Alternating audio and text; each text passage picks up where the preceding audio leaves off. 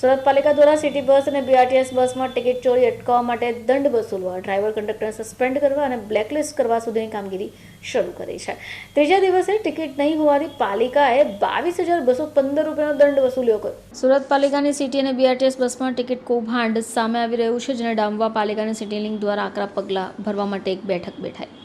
પહેલા જ દિવસે 15 મુસાફરો ટિકિટ વગર મળી આવ્યા અને તેમની પાસેથી 1,500 રૂપિયાનો દંડ વસૂલાયો. બીજા દિવસે પાલિકાના આશ્ચર્ય વચ્ચે કંડક્ટર દ્વારા મુસાફરો પાસે ટિકિટ ન અપાતા હોવાનું પણ બહાર આવ્યું. રૂટ નંબર 254 અને સોશિયલ સર્કલથી થયેલી કોમલ સર્કલ પર રૂટ નંબર 105, 205ની સિટી બસનું ચેકિંગ કરાયું. આ રૂટ નંબર 205ની એક બસ એવી મળી જેમાં કંડક્ટરે મુસાફરી પાસે ટિકિટના પૈસા લીધા પરંતુ ટિકિટ ના આપી, જેને 10 ગણી પેનલ્ટી કરવાની સાથે કંડક્ટરને બ્લેકલિસ્ટ કરાયો. રૂટ 105 સિટી બસમાં કંડક્ટર પાસેથી 2,250 રૂપિયા કલેક્શનથી વધારે મળ્યા. 23 પેનલ્ટી કરી કંડક્ટરને બ્લેકલિસ્ટ કરવાની કાર્યવાહી પણ થઈ.